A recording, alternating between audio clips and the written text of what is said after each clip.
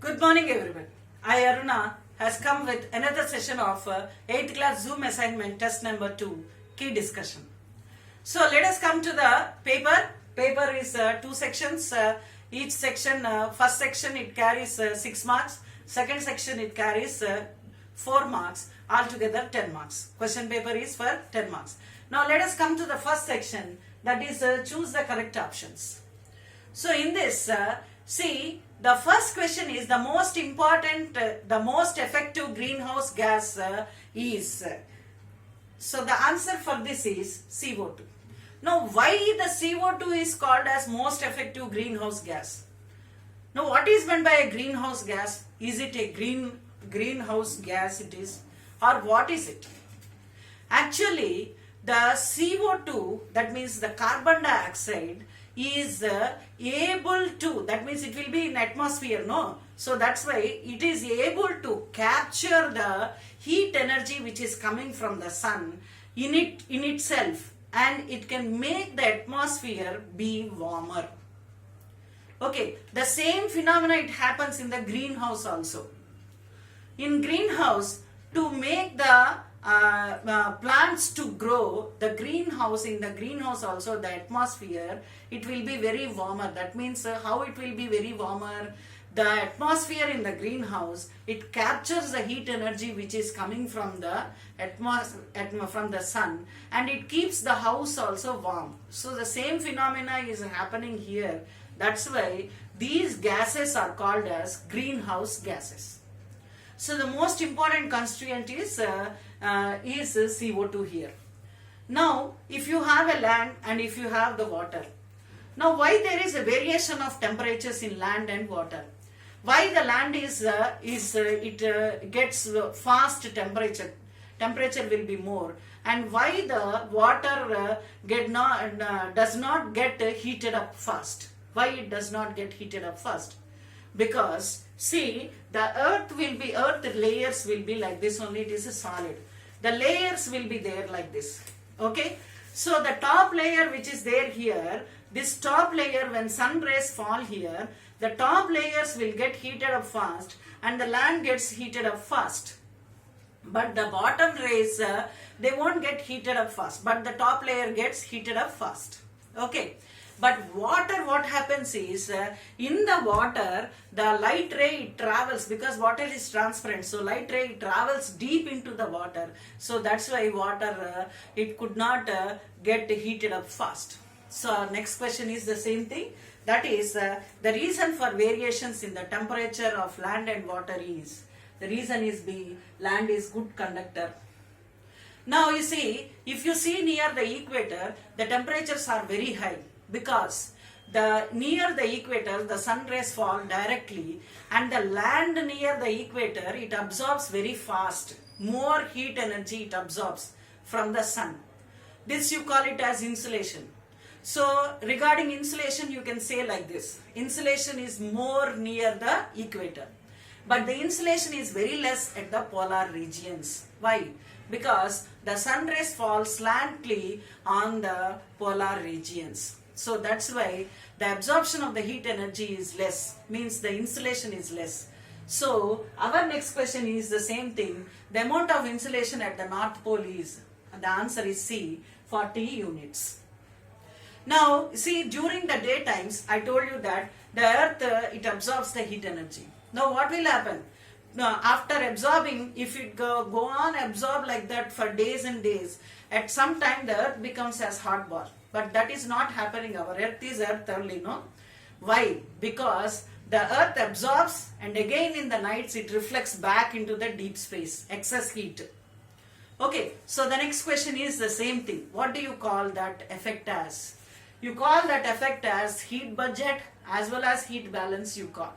So both answers are there in the question, but you must not keep B or you must not keep C. You have to keep the answer as D, both B and C. Now next question, if I say, means everybody will raise your hands and say, Madam, I will say, Madam, I will say. The temperature of a normal person is in Celsius centigrade. The answer is B, 37 degrees centigrade. So next question, you see, Actually, I was telling about the absorption of the heat only, no? So near the equator, the absorption of the heat is more. So the places which are near to the equator, they have more temperature. Next question comes like that only. Identify the reason for more temperature in Singapore is. The answer for this is A, nearness to equator. Now coming to the section second.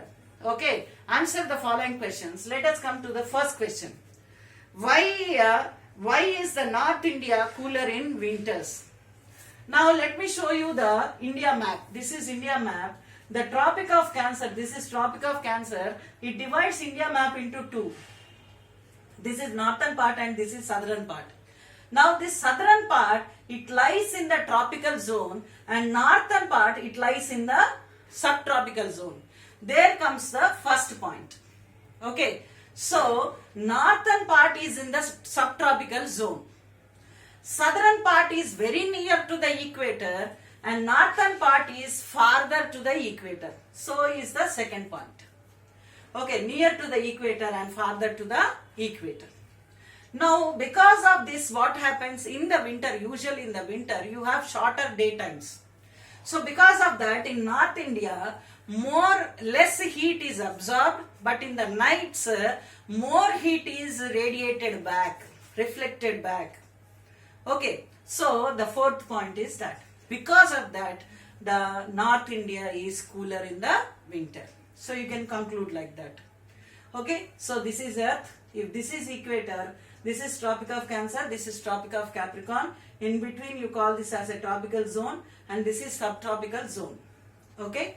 So now coming to the next question, write about the inversion of temperature. Now this question also is related to winters only. So in winters, what happens?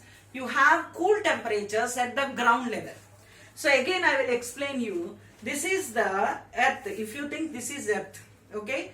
So here near the Earth, here it will be cool temperature. Near the Earth it will be cool temperature. So because the heat energy is radiated, okay, so that's why the temperature will be very less near the ground. Okay, but when you go higher altitudes, like see, if this is a mountain, okay, so near here this is ground, so here the temperature will be less, but when you go to the higher altitudes like this, but the temperature will not reduce, temperature will be warm there. Okay, so coming to the second, here in winters what happens? Less insulation. Why? Short day times. Because of that is the short day times. Because of that you have less insulation. Okay, and because of less insulation, now what happens in the night? More radiation. That means heat energy is reflected back. Okay, so now because of this, what happens is, down near the ground, this is the ground, okay, near the ground here, cool air will be there, but here the air will be warm.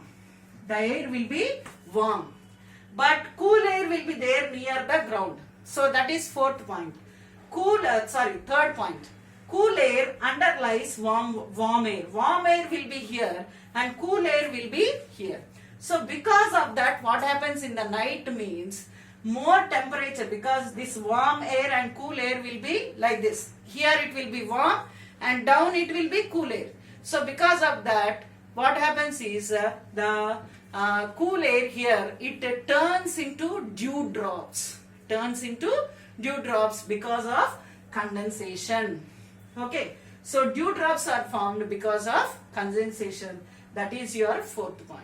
So this effect you call it as inversion of temperature. Thank you.